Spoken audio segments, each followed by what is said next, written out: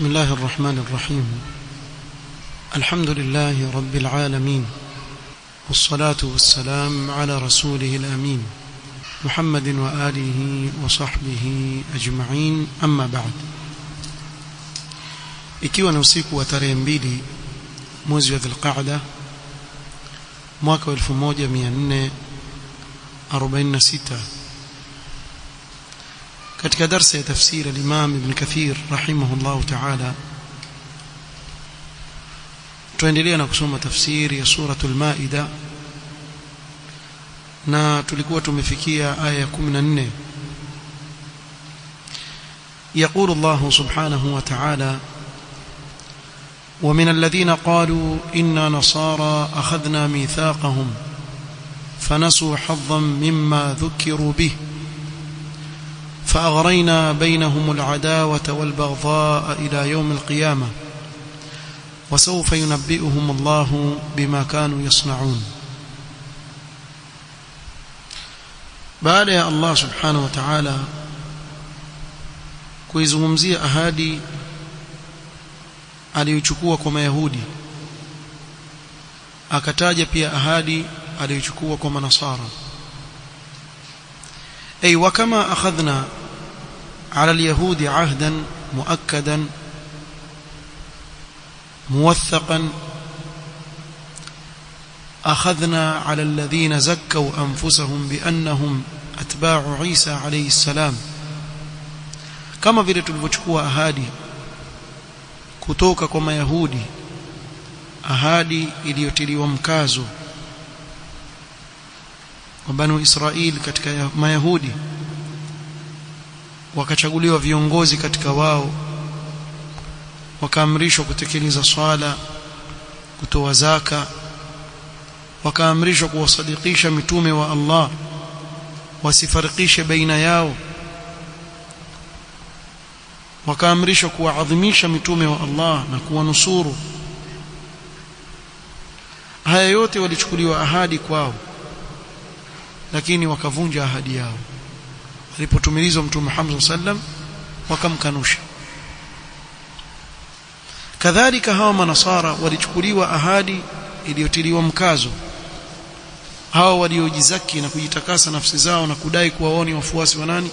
Wa Isa alayhi salam. فتركوا العمل بجزء مما ذكروا به,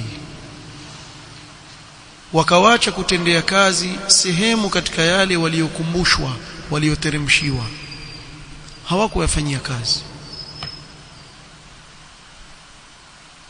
kama faala aslafuhum min alyahud, kama vile walivyofanya wale waliokuwa kabla yao katika Mayahudi. Na hapa tupata faida mzuri sana kwa Allah subhanahu wa ta'ala anapowateremshia umma kitabu, akawaamrisha wayafuate yaliyomo ndani yake, wakafuata baadhi, mengine wakayawacha, ni sababu ya kuleta uadui baina yao na chuki. tarku al-amal bimawathiqi Allah wa uhudihi قد يوجب وقوع العداوة وإشاعة البغضاء والتنافر والتقاتل بين المخالفين لأمر الله تعالى. kule kuacha ahadi ya Allah subhanahu wa ta'ala aliyoichukua juu ya umma huwajibisha kutokea uadui baina yao na kuenea chuki, wakawa wachukiana, bali kufikia mpaka kupigana baina yao wale wanaokhalifiana, maadamu wamewacha amri ya Allah. Na hili si kwa Manasara peke yake, hata kwetu sisi.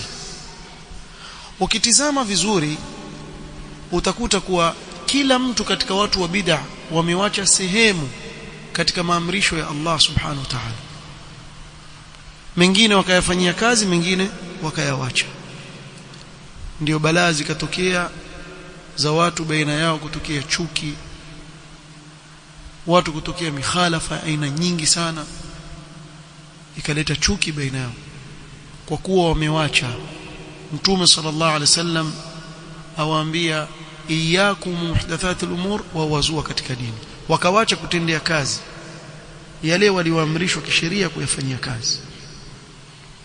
Mtume sallallahu alaihi wasallam asema kullu bid'atin dalala, wasema la, si kullu bid'atin dalala, ziko zingine ni bid'a hidayah, ni hidayah, zile bid'a ni huda, ni uongofu. Mtume wao sallallahu alaihi wasallam awaambia ni upotofu, wasema uongofu. Walipoacha kutendea baadhi ya yale ambayo wameamrishwa kuyafanyia kazi, ikaleta chuki baina yao, kama vile katika manasara ilivyowaletea chuki baina yao walipoacha sehemu katika yale maamrisho walioamrishwa, kama walivyofanya Mayahudi. Wa alqaina bainahumul khusumata wal karahata ash-shadidata ila yawm al-qiyamah. Allah sema fa aghrayna bainahumul adawata wal baghdha ila yawm al-qiyamah, tukaweka baina yao utesi na chuki, wachukiana sana mpaka siku ya kiyama. Huo Protestant, sio Mkatoliki, sio kitu gani, makundi wakawa wachukiana, bali yafikia hali fa asbahu mutaqatilina mutanahirina yukaffiru ba'dhum ba'dha, ikawa wao kwa wao wapigana, wateta, mpaka wakufurishana baadhi ya wao kwa wengine. وسوف ينبئهم الله بما كانوا يصنعون، أي وسوف يخبرهم الله بما كانوا يصنعون ويجازيهم عليه. na Allah atakuja kuwajuza na kuwapa habari kwa yale waliokuwa wakiyafanya hapa duniani na kuwalipa kwa matendo yao. Hili ilikuwa ni katika kuieleza kwa kifupi hii aya. Maelezo ya Imam Ibn Kathir rahimahullah ta'ala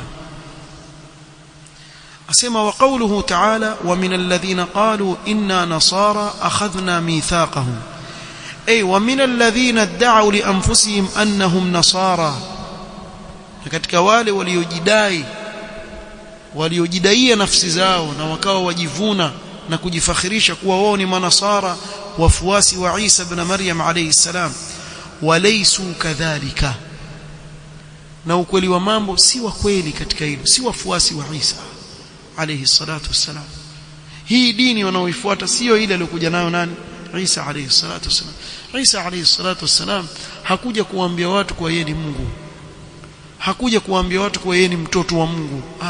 Hayo yote hakuyasema, wala yeye ni sehemu ya Mungu, hayo yote hakuyasema, bali alikuja kuwaambia kuwa inni rasulullahi ilaikum, mimi ni mtume wa Allah, nimetumilizwa kwenu nyinyi, na yale alikuja nayo kwa amri ya Allah subhanahu wa ta'ala.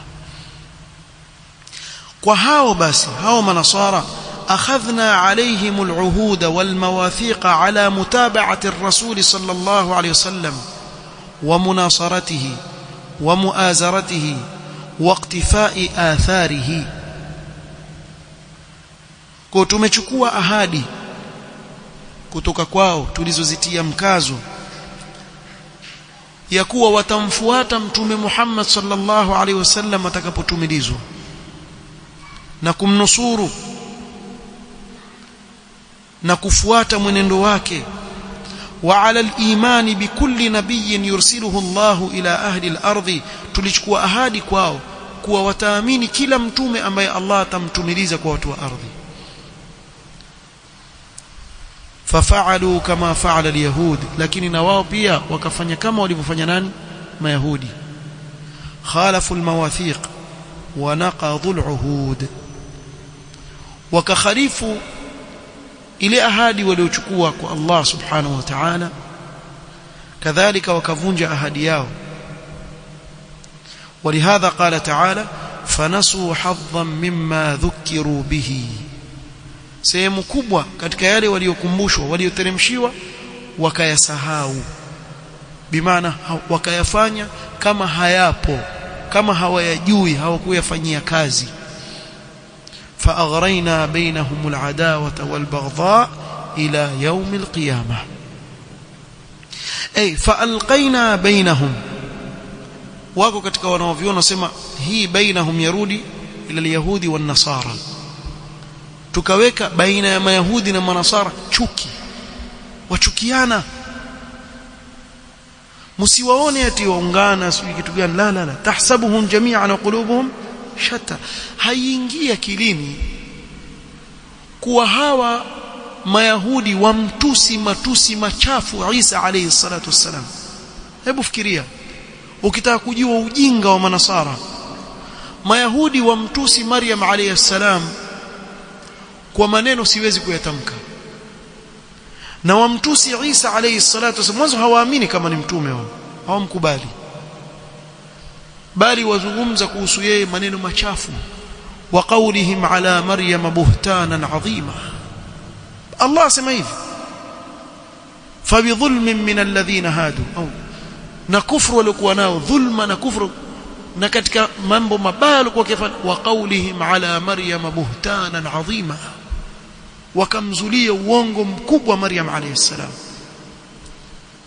Subhanallah, waislamu ambao wameteremshiwa kitabu, kuna mpaka sura inaitwa suratu Maryam kwa jina la mamake Isa alayhi salam. Bali katika Qur'an Allah subhanahu wa ta'ala akizungumza kuhusu mama yake Isa, azungumziwa kuwa yeye ndiye mbora katika wanawake wote ulimwenguni. Inna Allah astafaki wa tahharaki wastafaki ala nisa'il alamin.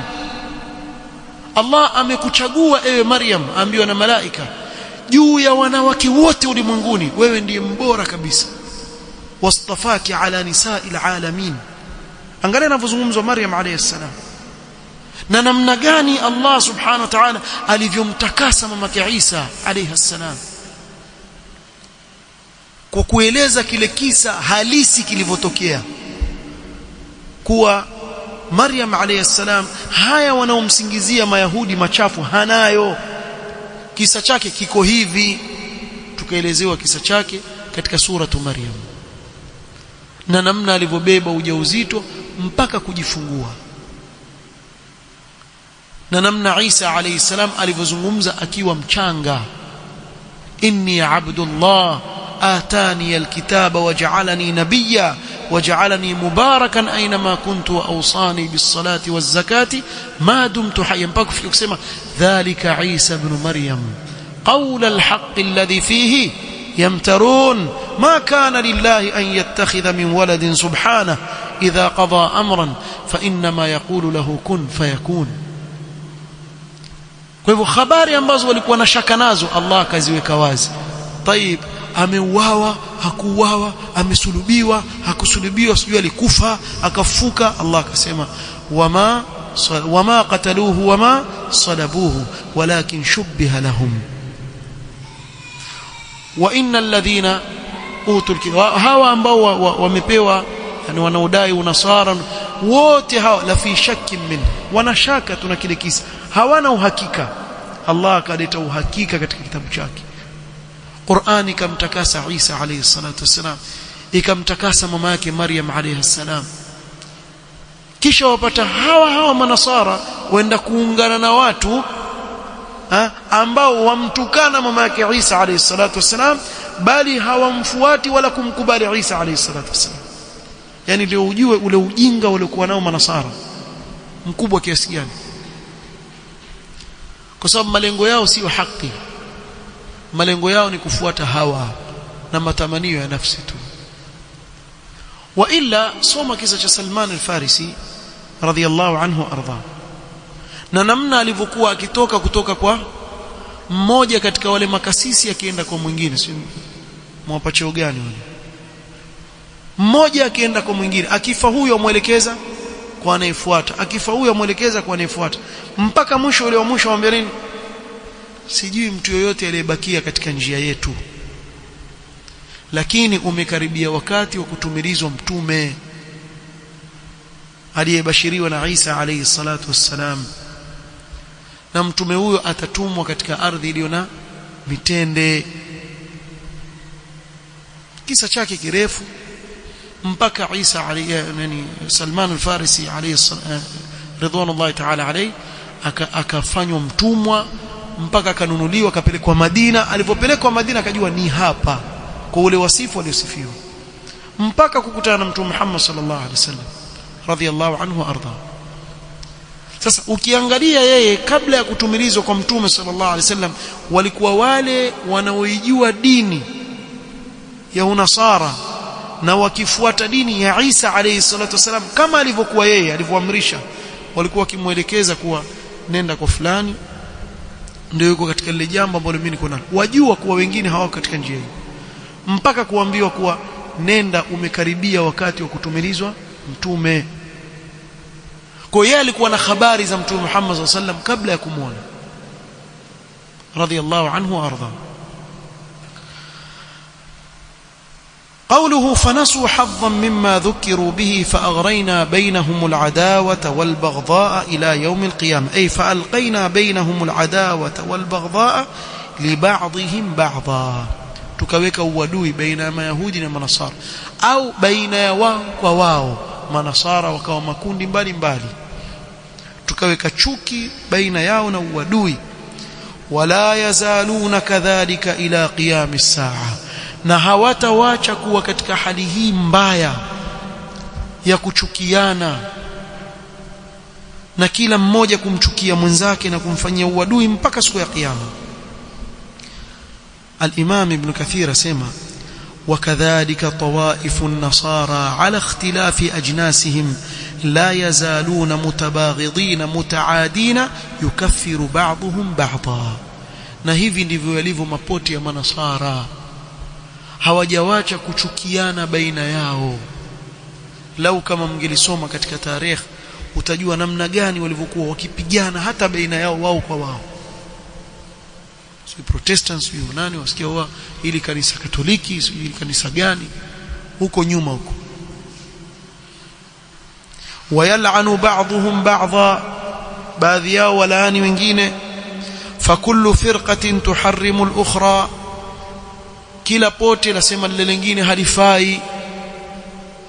Wala tad'uha tariju ma'badaha, bali hawawachi waingie katika maabadi yao, sehemu wanaofanya ibada wao.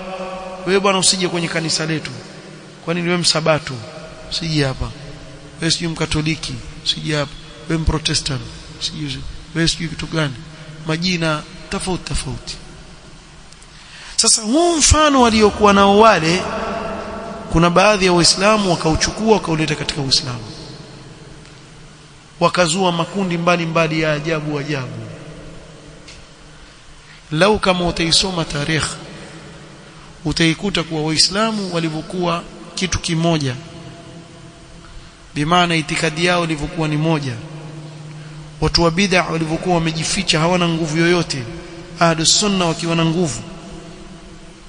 Utakuta ndio wakati futuhat, Waislamu walifungua nchi nyingi sana, wakaeneza Uislamu sehemu nyingi sana.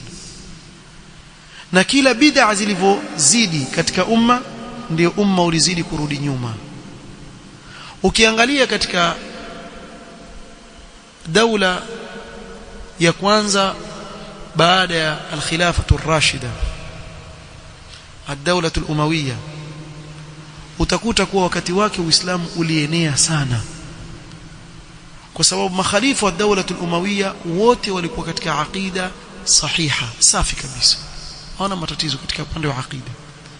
Ilipoanguka hii daula ikaingia dawlatu al-abbasiyya mwanzo, ilivyosonga mbele bid'a zilivyozidi zaidi, na wao pia wakarudi nyuma, kwa sababu bid'a zimeleta chuki baina ya Waislamu, kitu kibaya sana. Na kufar hili jambo wamelielewa kuwa udhaifu wa Waislamu uko katika hii mijizushi, na ndiyo maana utaona kuwa wakati mwingine daula za kufur za wapa nguvu baadhi ya mapoti ya kibid'a. Na naweza kutaja kwa mfano poti la Mashia na poti la Usufi. Haya mapoti mawili yametumika vibaya sana katika kuzidisha udhaifu baina ya Waislamu, udhaifu mkubwa sana, wakawaweka karibu na wao zaidi. Nasallallahu alafiyata wassalam. kwa wakasababisha balaa chungu mzima katika umma. Qala, kisha kataja mapote yao, falmalakiyatu tukaffiru alyaqubiyya. Haya mapote ya kinasara, malakiyya alyaqubiyya, kila moja la mkufurisha mwenzake. Wakadhalika alakharun, wakadhalika an-nasturiyya wal-aryusiyya, ama pote ya kinasara kwa lugha ya Kiarabu. yote haya ya kufurishana. kullu ta'ifatin tukaffiru al-ukhra fi hadhihi ad-dunya wa yawma yaqumu al-ashhad, kila moja la kufurisha mwenzake hapa duniani mpaka siku ya kiyama. wako hivyo. thumma qala ta'ala wa sawfa yunabbi'uhum Allahu bima kanu yasna'un.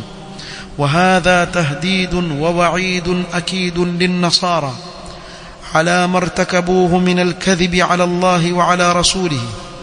نهاني makamio makali na vitisho vilivotiliwa mkazo na Allah subhanahu wa ta'ala kwa manasara walioparamia uongo, wakamsingizia uongo Allah subhanahu wa ta'ala na mtume wake. وما نسبوه إلى الرب عز وجل وتعالى وتقدس عن قولهم علوا كبيرا من جعلهم له صاحبة وولدا. na yale waliomnasibishia nayo Allah subhanahu wa ta'ala aliyetakasika kutokana na hayo, tena kutakasika kukubwa mno, kumjaalia yeye kuwa ana mke na ana mtoto, jambo ambalo Allah subhanahu wa ta'ala amejitakasa kutokana nalo. Bali kwa uovu wa huo uongo kitu kibaya sana. Uongo ni kitu kibaya sana. Yani kwa uovu wa uongo huu waliozua manasara, Allah akiueleza sema waqalu ittakhadha ar-rahmanu walada laqad ji'tum shay'an idda. Mekuja na jambo ovu sana, uongo mkubwa sana umekuja.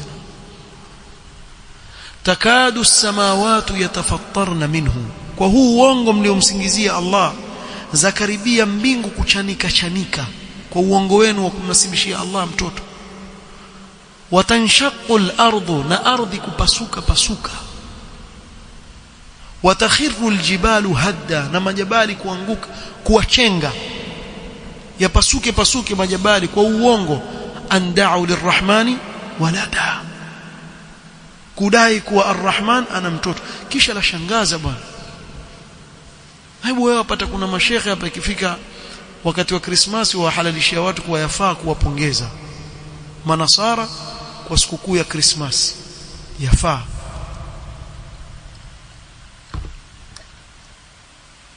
Kama alivyotoa fatwa kama hiyo nani, Ali al-Jufri. Ali al-Jufri asema yafaa kuwapongeza manasara kwa idi yao, yafaa kuwapongeza. la haula inna lillahi wa inna ilaihi raji'un. yani wampongeza mtu, jazakallahu khair, fa Allah qadrak, wampongeza mtu, wamwambia pongezi kwa idi ambayo aitakidi yeye Mungu wake anzaliwa. si mfahamu? wao waitakidi kuwa Isa si Mungu, kwa hivyo amezaliwa tarehe 25 wasema Disemba. wewe wamwambia pongezi bwana, leo ndo siku yenu ya kuzaliwa Mungu wenu. Allah almusta'an. kwenye Qur'an Allah asema akizungumzia Qur'an, alhamdulillahi alladhi anzala ala 'abdihi alkitaba wa lam yaj'al lahu 'iwaja qayyiman liyunzira ba'san shadidan min ladunhu wa yubashshira almu'minina alladhina ya'maluna as-salihati anna lahum ajran hasana makithina fihi abada. hapo akasema wa yunzira alladhina qalu ittakhadha Allahu walad, na iwaonye wale waliosema kuwa Allah amechukulia mtoto. Qur'ani yaonya, watu wapongeza. Qur'ani imeteremshwa kuwaonya hawa watu kuwa mnachokifanya ni makosa, na huku kuna watu waambia wenzao yafaa kuwapongeza katika hilo. hizo fatwa mtaziona tu kifika Disemba, mtawaona, na ndio utajua siri kwa nini hawa mabwana wakubwa katika makufar wawavuta karibu hawa watu. Kisha mimi nashangaa, wallahi nashangaa, na kushangaa kwangu akweshi, eti sasa hivi kutaanza maulidi, mfano zikianza ikianza wakati wa Maulidi ule msimu, hawa mawahabi wametumwa na Mayahudi. Basi wewe ukiwa na nyumba ya glasi usipige watu mawe, yakiregeshwa yako itavunjika vibaya sana. Wengine wana majumba majengo mabamba tu huku kwetu, wapiga basi kuisha, ndo nini yako ya glasi. Wewe utakwenda wapi wakati shekhe wenu yasema wazi ana uhibbu al-yahud, na najasikia azungumza wazi wazi, na maskini anasema wakati mbaya, wakati waislamu wana hasira, ana uhibbu al-yahud, wanafanya waislamu wao wapenda. Mtu wa ajabu sana. Sasa nani ambaye antumwa na Mayahudi katika sisi na wao, ikiwa kuna mashekhe wao wasema maneno kama haya? والله المستعان. قال رحمه الله تعالى: تعالى الواحد الأحد الفرد الصمد الذي لم يلد ولم يولد ولم يكن له كفوا أحد. ametakasika Allah subhanahu wa ta'ala, mmoja aliye peke yake, hana mshirika na yeye subhanahu wa ta'ala, ambaye watu wote wakimbilia kwake katika shida zao. Hajazaa wala hakuzaliwa wala hakufanana na yeyote katika viumbe wake subhanahu wa ta'ala. Hapo mimi nitasimamia hapo, lakini kuna faida hapa niliwaahidi kwa nitawaletea niwasomee. Sasa nafikiria sasa nitatumia huu wakati kuwasomea hiyo faida.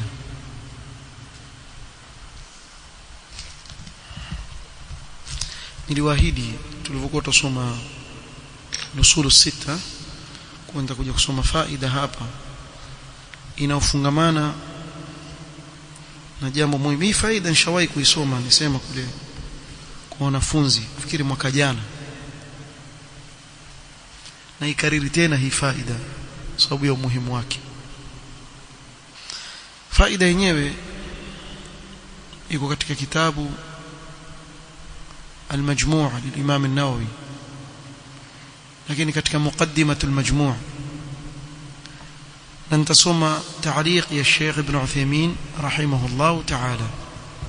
الشيخ ابن عثيمين التعليق على مقدمة المجموع. سو مقدمة المجموع ndani yake umezungumza mambo mengi, hasa yale yanayofungamana akhlaq na hasa akhlaq za talib alilm. Hivyo Sheikh Ibn Uthaymeen akasherehesha ule utangulizi wa Imam an-Nawawi والمجموع.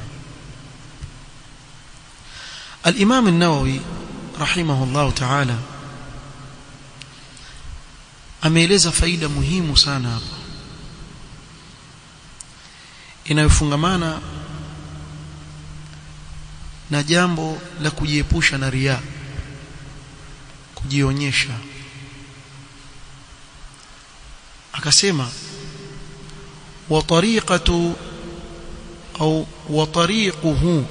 وطريقه في نفي الرياء. njia yake ni mwanafunzi, ile njia anayotakana kuifuata katika kujiondolea nafsi yake riya, an ya'lama anna al-khalqa la yanfa'unahu wala yadurrunahu haqiqatan. وطريقه في نفي الرياء, njia yake katika kujiondolea nafsi yake asiingie katika riya, an ya'lama anna al-khalqa la yanfa'unahu, ajue katika nafsi yake kuwa hivi viumbe haviwezi kumnufaisha na chochote, viumbe hawezi kumnufaisha na chochote, wala yadhurrunahu haqiqatan, na kadhalika hawamiliki kumdhuru yeye kwa uhakika, sababu kwa uhakika anayemnufaisha na kumdhuru nani? Allah subhanahu wa ta'ala. Ama ikiwa manufaa au madhara yatampata kupitia kiume, basi ya nini? Ni sababu tu, atekeleza qadar ambayo tayari Allah subhanahu wa ta'ala ameiandika. Fala yatashaghalu bimuraatihim, kwa hivyo asijishughulishe yeye na kuwachunga waja, kuwa mimi nikisema ukweli kwa mfano kuna baadhi ya watu watakasirika, kwa hivyo bora ni nyamaze, bora ili nisitaje. Na mimi nawaambia ni kitu kimoja, muona hawa mahizbi hao hizbiyuna nizungumzie makhurafi, wako wazi ukhurafi wao. Hawa wanaodai kuwa katika sunna na wengine hudai kuwa ni katika salafiyun, na tangu na hapo walikuwa huo usalafi hawautaki.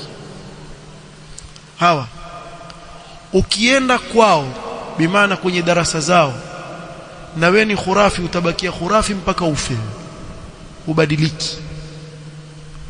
Ukienda kwao wewe ni khariji, utabakia katika khawarij mpaka kufa kwako, utabakia hivyo hivyo, kwa sababu hakwambii yeye ule ukweli, hakwambii kuwa hiyo njia unaoifuata ni ya makosa, yeye hakutaka. Kwa atazungumza mambo mengine ambayo hayatakugusa. Nasema haya kwa sababu wako katika vijana, kwa mfano utawakuta wahudhuria kwenye durusi za mahizbi ama useme mihadhara, kisha waweza kumkuta yule hizbi yeye halingani katika ukhawarij, yani halingani watu kuambia lepua huwa halingani katika hilo. Lakini wakatoka vijana pale, mara ghafla pupo mpotea, wako wapi? Wamkwenda mahali fulani, kumbe makhawarij. Lakini si walikuwepo pale wakisikiliza darasa mwaka mzima, lakini hawabadiliki, wambakia vile vile, kwa sababu hawaambiwi ukweli. Kwa nini? Kwa sababu ya kuchunga, nikisema yule atakimbia na yule atakimbia na yule atakimbia, na sisi tunataka watu wengi. Lakini watu wengi katika batil faida yake ni nini? Yani mtu yuko pale miaka nenda miaka rudi, hatajiwi hata ikhwanul muslimin ama tablighiyun ama hizbut tahrir kwa mfano, akatahadharishwa kuwa haya ni mapote potofu, jichunge kijana. Haambiwi yeye kuna mtu fulani katika walinganizi, lakini huyu ni mtu wa batil, ukimsikiliza atakupoteza, chunga. Haambiwi mambo haya. Kwa yeye yuenda tu nini wa poa nini mambo poa, si ndo kwetu huko mashekhe wale poa kila kitu poa, hakuna haja ya kuingilia watu, twende tu. Ndio mimi waitawa wajiita masalafi, mimi naitawa poa, si masalafi hao, hizbiyun. Na wallahi yoyote anayedai kuwa yeye eti salafi na si mkweli, Allah atamfichua tu, ataaibika siku moja, leo ama kesho. Huwezi kubakia kudanganya watu. Allah subhanahu wa ta'ala ni rahim kwa waja wake, awarehemu waja wake, atawaonyesha watu wa haki nani na watu wa batil nani. Wewe mwenyewe sasa, wakadhalika nufassilu alayat walitastabina sabilul mujrimin. Allah subhanahu wa ta'ala katika kitabu chake amepambanua zikajulikana njia za watu wa haki na njia za watu wa batil. Kwa usiangalie watu jambo gani la waridhisha ndio wawafikishia, jambo gani la wachukizia wao wanyamaza, na ni haki, ukawajali watu ukaingia kwenye riya, hapo ndio ingia kwenye riya. Qala fala yatashaghalu bimuraatihim, hajishughulishi na kuwachunga watu tu watasema nini, fayut'iba nafsahu wa yadurra dinahu wa yuhbita amalahu wa yartakiba sukhta Allah ta'ala wa yufawwita ridahu. Na hii ndio natija sasa. Ukijishughulisha na kuwachunga watu utajipa tabu nafsi yako, utapata tabu. Kwa nini?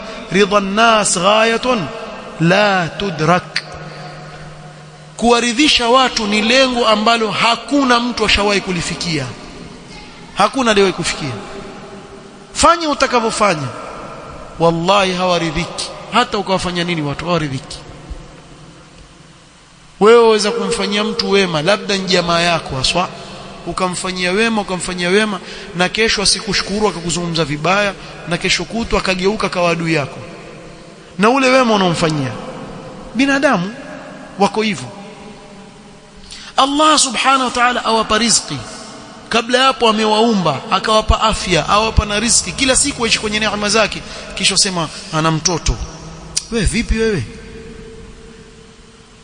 hawakuridhika kwa yule aliyewaumba akawapa riziki akafanya kila kitu, juu yake waje kumsingizia jambo kama ili ovu. Sasa ikiwa hawakumridhia yule aliyewaumba, hawa watakuridhia wewe? Eti watakuridhisha? Alafu hebu tuonesheni yule mtume katika mitume wa Allah ambao alitumilizwa kwa umma, watu wote wakamridhia. Lazima utapata kuna nani? Kuna maadui pale, kama tutakavyoona katika maelezo Sheikh Ibn Uthaymeen rahimahullah. Na maneno yanifurahisha ya Imam Muhammad Aman al-Jami rahimahullah aliposema, idha ra'aita an-nasa kullahum yardawna anka, ukiwaona watu wote wakuridhia wewe, fa'lam annaka, maneno kama munafiq, maneno kama yani wewe una nifaq, sababu haiwezekani watu wote kukuridhia. Tanna ridha an-nas ghaya la tudrak, kwa sababu kuwaridhisha watu ni malengo ambayo huwezi kuyadiriki. Kwa hiyo utajitaabisha nafsi yako, wayadhurra dinahu, na ataidhuru dini yake, kwa sababu kwa kuwaridhisha watu yabidi atanazal katika mambo katika dini yake, awache hili awache ili watu waridhike. Kadhalika katika kudhuru dini yake, mtu yuaje wa kuuliza swali, wamwangalia vile anavyokuja, huyu ataka jawabu lake iwe yafaa, kwa hiyo wampangia maneno aone yafaa, na akija mwingine huyu ataka jawabu lake haifai, wampangia maneno wamwambia haifai. Yani vile unavyokuja wewe, umekuja vipi? Ikiwa umekuja kuwa wataka yafaa yafaa, ikiwa unkuja wataka haifai haifai, mimi nitakutengenezea fatwa tu. Sio waje bana itakuwaje? Kweli haifai hiyo, haifai. Sio unkuja na hamasa. Na wengine bana vipi bwana? Kila kitu haramu wale bwana. Hebu niambie shekhe wewe wasemaje kuhusu fulani? Hiyo halali. Sio waponda wale wengine. Ili yeye umridhie, akaidhuru dini yake kwa kuwachunga watu. Tena wayuhbita amalahu, na kupondoa na kuziharibu amali zake. Kwa nini? Kwa sababu afanya riaan, ajionyesha. Tena wayartakiba sukhta Allah ta'ala wa yufawwita ridahu, akafanya yale yanayomkasirisha Allah subhanahu wa ta'ala, akakosa radhi za Allah subhanahu wa ta'ala kwa kuwachunga watu. Watu bwana, watu watasema bwana, akawachunga watu kwa hisabu ya dini yake. Sheikh Ibn Uthaymeen rahimahullah ta'ala katika ta'liq yake nzuri yasema, walihadha min alhikam alma'thura, kwa sababu hiyo katika hikma zilizopokelewa kutoka kwa watu wa kale wenye hikma, man raqaba an-nas ma taghamman, yule ambaye daima yeye aangalia watu wasema nini, atakufa na nini, atakufa na dhiki na huzuni. Wewe fanya chochote utapata kila mtu yajua.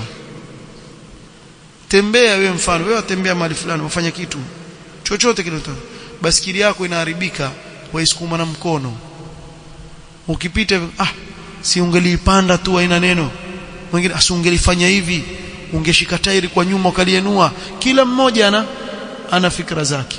Sasa wewe ukifikiria kweli hivyo, mara ufanya hivi, beba ufanye vile watu wataka, utakufa na dhiki. Wewe ukiwasikiliza watu utakufa na dhiki.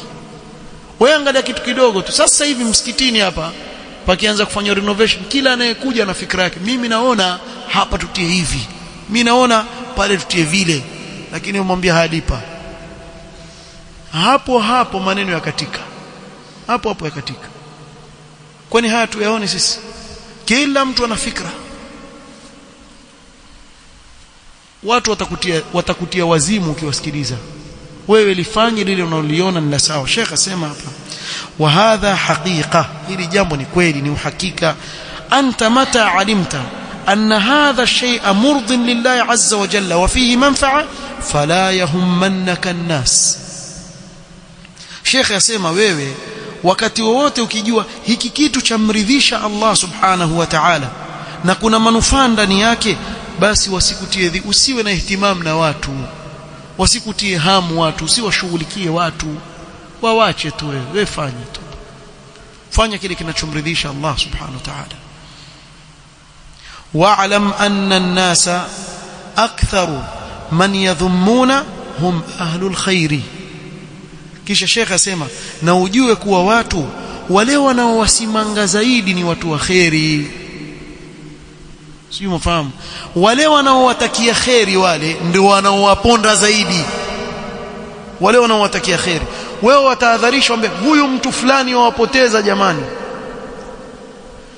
Leo mmeona nimetumiwa video, unwani yake yafurahisha sana. Ngoja niangalie, niwasomee tu ile unwani, mimi sijasikiliza, nikipata muda nitasikiliza wasema nini. Asema bwana, mada ya tawasuli kwa mapana. Asemaje? Kumsujudia mtu si shirki. Kumsujudia mtu si shirki, yani duatu shirk kufikia kiwango hiki. Wafikiria mtu yosema hivi, kumsujudia mtu si shirki, yani wewe hudhuda na akili kuliko wewe.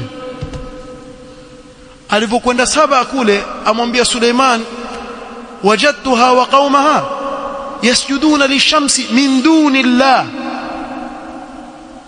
wasujudia jua pasi na Allah subhanahu wa ta'ala. Si ajabu akamwambia, lakini lile jua mimi nasema mtu hapa. Basi tutakupa hadithi, law kuntu amiran ahadan an yasjuda li ahadin la amartu almar'ata an tasjuda li zawjiha, lakini sujudi lillah, hafai mtu yote kusujudiwa isipokuwa Allah subhanahu wa ta'ala. Lakini pia huyo Hudhud akasema alla yasjudu lillah alladhi yukhriju alkhaba'a fi as-samawati wal ardh, yani badala ya kumsujudia Allah wasujudia kiumbe. Na Suleiman akawa tayari kutoa jeshi zima kwa sababu ya watu kule wamsujudia asiyekuwa Allah subhanahu wa ta'ala. Kumbe kuna shekhe kipini hapa waambia watu sujudieni mnayemtaka, haina neno. Ama wataka kusujudia wewe, wataka watu wakikuone wakuangukie chini wakusujudie? Huyu ni taghutu, alingania watu katika kumwabudu asiyekuwa Allah subhanahu wa ta'ala. Sasa wewe waambia watu kuwa huyu bwana yuwapoteza, wewe utatukanwa wewe. Mbaya kuna jamaa wewe, kuna jamaa tu clip kule ya kutukana. Mimi nitawaambia kitu kimoja, na hii salamu zifike kwa makhurafi mahizbi. Jamani, hatujali kutukanwa, tushazoea. Nyinyi sasa ndio mjipange, zile rududi zikiteremka nyinyi ndio mjipange.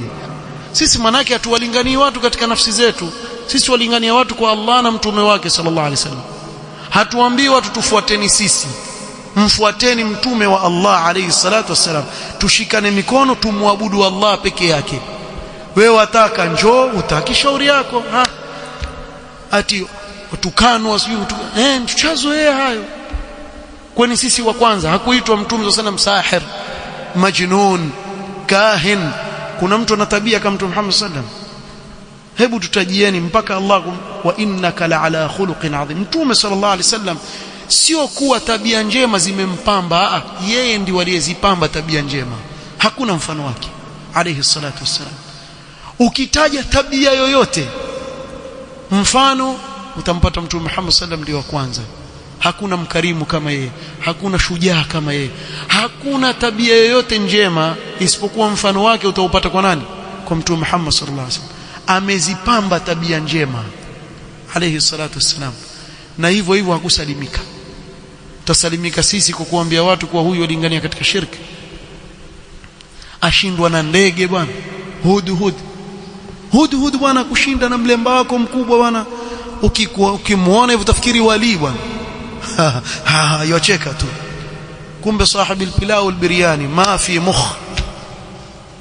mukh, yani ukimwangalia hivi very small machine up here, hapa na small machine haifanyi kazi. Hudhud ndege iwajua kwa kumsujudia asiyekuwa Allah shirki. Mtu atoa muhadhara mzima azungumzia kuwa kumsujudia mtu si shirki. Inna lillahi wa inna ilayhi raji'un. Haya uyatoa wapi? Katika Qur'an na sunna ya mtume sallallahu alaihi wasallam. Lakini huku kote ni kuwalingania watu wawatukuze wao. Wale mashaikh wale tasawuf waonekane wao hakuna kama wao, waabudiwe. Sasa haya maneno kuyazungumza yona alafu makhurafi watakasirika, waache wapasuke. Lakini huwezi kuwalingania watu katika shirki wewe ukanyamaziwa. Wewe walingania watu katika kumshirikisha Allah subhanahu wa ta'ala. Kwa hivyo watu waje wamsujudie binadamu kama wao, kisha wewe afanye shirki, wewe afanya nini? Sawa vile anavyofanya. Kwa hivyo hakuna watu wanaozungumzwa vibaya kama wale wa kheri, wanaowaamrisha watu kheri na wanaowaonya watu kutokana na shari. Wewe hapana jali, waache waseme paka wachoke. Kisha akatoa aya ar-rusul wa atba'u, wale wanaozungumzwa vibaya ni mitume na wafuasi wao. Wakadhalika ja'alna likulli nabiyyin aduwan minal mujrimin, kila mtume tumemjaalia adui katika mijitu miovu. Jambo la kawaida tu hilo. Kwa waache waseme mpaka wachoke. Wazee wetu walikuwa wakisema kuwa maji ya moto hayachomi nyumba, yasafisha. Kwa sababu wao kila wakisema na watu wasikilize, lakini maneno yaingia akilini. Kwa nini msujudie mtu kama mimi? Salala sasa hivi akishikwa na tumbo enda chooni bwana, yapiga mharo huko, wewe wamsujudia bwana? Huwezi kufikiria wewe hivyo. Huyu sasa hivi akichemua hapa aweza kutoa jikamasi la rangi ya green, wamsujudia bwana? Wewe vipi bwana? Vipi bwana? Binadamu kama mimi nimsujudie pasi na Allah subhanahu wa ta'ala? Hiyo yawaje jamaa? Nimshirikishe Allah katika ibada? Ama sujud si ibada? Kusujudu si ibada? Tufanya mchezo kwenye swala hapa, tumsujudia Allah subhanahu wa ta'ala, kisha ile ibada inaenda kumpelekea binadamu kama wewe, ana mikono ana miguu kama wewe, kwenda kumpelekea. Sheikh asema falan taslama minan nas, huwezi kusalimika na watu bwana, hata ukajipendekeza vipi huwezi kusalimika na watu. Watu watakuzungumza vibaya, watakuzungumza vifanya subra. Lakin in aslahta ma bainaka wa bain Allah aslaha Allah ma bainaka wa bain an-nas, lakini ukitengeneza mahusiano yako baina yako na Allah, na Allah ndiye anayemiliki nyoyo za watu, atatengeneza yaliyoko baina yako na wanadamu wenzako.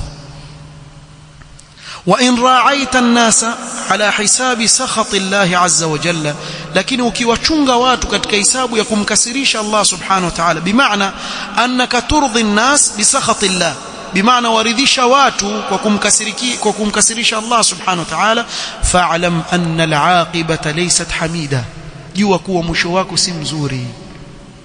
Na mimi nawaambieni wale wanaojipendekeza kwa watu, wallahi mwisho wenu utakuwa mzuri, mwisho wenu utakuwa mzuri, hasa katika wakati ambapo wahitajika ubainishe haki kisha ukaificha. Kwa sababu mwisho wa kuisha haki itajulikana tu, itakuwa wazi. Ikidhihirika ile haki, basi watu watakujua kweli kule kwa mbabaishaji tu. Wewe angalieni wale watu wale mashekhe wale wa kiikhwani, ilivotokea ile maandamano wakiita Rabi' al-Arabi wa huwa al-Kharif al-Arabi, Allah yasikitisha sana. Walikuwa wakiwahimiza watu kutoka nje ya taa ya viongozi wao, bali wengine wakisema kuwa kwani wakifa milioni nini, wanawake waliobakia ni kama milioni 10 ngapi, wakizaa kwa mwaka mmoja si wazaa ile idadi. Hanku kwa grade yao watu vipi hao jamani? Watu wauawa, tena mtu muislamu yuauawa, mtu akwambia hata wakienda milioni hakuna neno. Basi wakati ule ilikuwa wakisema la yakhafu fillahi lawmata la'im, mashaallah shujaa yule. Haya shujaa, jamaa wakaanza kuuawa, watu wafa, majumba yaharibiwa, mabomu yale kila mahali yalipuliwa. Sasa ilivyokuja ule ukweli wa mambo, watu wamekaa kwenye mahema. Jana alikuwa kwenye nyumba, leo akaa kwenye hema refugee. Ndio pale sasa wakumbuka yule bwana nidanganya. Hebu angalieni sasa wanavyochukiwa. Chukulieni ikhwanul muslimin tu, mambo yalivyobadilika. Kila mahali wamekuwa ni watu abghadhu an-nas ila an-nas, ni watu wachukiza kwa watu wengi sana. kwa zile fitna walizokuwa wakizieneza. Lakini wakati ule watu wakiona mashujaa, kisha wakaelewa mwisho, kumbe hawa walikuwa watupeleka kwenye maangamivu, watudanganya hawa. Lakini wamechelewa kujua hilo baada ya kuwa uharibifu ushafanyika. Sheikh amalizia kusema, famata alimta anna hadha ash-shay'a nafi'un fi ad-din au fi ad-dunya fala yahummannaka an-nas. Wakati wote unapojua kuwa hili jambo lina manufaa katika dini au dunia, basi wewe usijali watu. Wenzetu wasema pana jali wewe, wache waseme mpaka wachoke. Wewe maadamu wamridhisha Allah subhanahu wa ta'ala, hilo ndio muhimu. Fannasu la budda an yadhummuka, watu lazima watakusimanga wewe, watakutaja kwa ubaya, watakuponda kweli kweli. Imma bitaqsiri, watakwambia umefanya upungufu ikiwa ni upungufu, wa imma bil ifrat, wengine watakwambia umefanya ghulu. Faj'al al miqyas wal mizan ma bainaka wa baina Allah azza wa jalla. Kwa hiyo wewe kama mizani ni yale yaliyo baina yako na nani? Na Allah azza wa jalla. Basi kwa usijali wewe kuwa mimi nikiwaambia watu watii viongozi nitaitwa mnafiki. Waache wakuita atakavyokuita, wakuite mnafiki, wakuite yahudi, wakuite atakavyokuita, lakini wewe wazungumza jambo ambalo ameliamrisha Allah subhanahu wa ta'ala katika kitabu chake, ameliamrisha Mtume sallallahu alaihi wasallam katika sunna iliyothibiti kutoka kwake. Basi hilo ndio muhimu. Watu wameridhia, haya hawakuridhia, basi wewe ushafikisha kile ambacho juu yako kufikisha. Usijali kuwa watu watakusema vibaya, wewe wasema haki na ukweli, usijali. Hapo sasa utaiepuka riya. Ukifanya hivyo utaiepuka riya. Lakini ikiwa wachunga watu, basi kila kitu chako utakuwa unachokifanya waangalia watu wasema nini. Toa khutba ya Jumaa, akitoka vipi watu wansemaje? Hebu nipe response. Wasemaje watu? Sasa wewe umetoka pale umetandika bid'a kweli kweli bwana. Ukishuka kuna watu wasema bwana, jamaa mkali kweli. Sawa, khutba yaeleweka, lakini mkali bwana, zungumza mambo ya bid'a kwa namna hii bwana. Sasa wewe usijali, inaofuata zungumza tena bid'a, kisha inaokuja shirki. Amaanza na shirki, wale watu waganga kianza kusema ijayo tena hiyo kama mwezi hivyo teremka tu wewe. Yale magonjwa yale ya shirki yale wewe wateremka nayo kweli kweli, teremka nao kama mwezi miwili. Wale watu wa mapete, mtu avaa pete vidole vote, sijui ya kiki ya nini, sijui ya kiki ya blue, sijui nini ya rangi gani, hii naambiwa ni vae ya leta mali, hii aleta nini, wewe ndio uanze. Nakumbuka wakati mmoja pale Masjid Ziwani nilikuwa natoa khutba, ikawa mada ni yuallimuna an-nasa as-sihr, zungumza kuhusu sihr.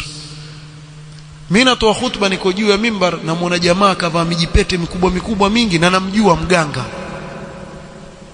Basi mimi nikaanza hapo, na hao wanaovaa mapete makubwa ndo hao jamaa ajifita mikono hivi, sio alizivua. Wache watu wajue, ndio hao. Eti kwa sababu wale watakasirika, wewe usizungumzie kuhusu sihr, na wao ndio kazi yao. Kuna watu kwenye majumba yao wanachumba, haingii mtu, aingia yeye tu.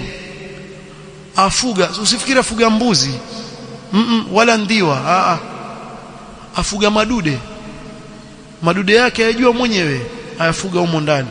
Iko chumba usiingie, kunini wewe muabudu mashetani. Sasa wanyamaziwe hawa, na wapoteza watu mitaani.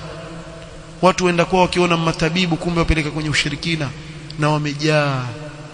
Na ukitaka kujua, wewe tembea barabarani, utakutana mabao mangapi ya waganga hapa barabarani. Kama wana biashara wangelikuwa na mabao, yavunjeni. Ukimaliza kesho alfajiri utaona mengine washatengeza, wayaweka nyumbani. Na kuna wengine mpaka website waganga.com wako hao pia. Kwa hivyo hawa lazima watu wabainishe, ili watu wajiepushe nao. Usijali watu wataridhika, watakasirika, maadamu wewe zungumza nini? Haki. Hapo ndio utakuwa katika ikhlas. Kinyume cha hivyo utaingia kwenye nini? kwenye riya. Subhanakallahumma wa bihamdik, ashhadu an la ilaha illa anta astaghfiruka. Barakallahu fik.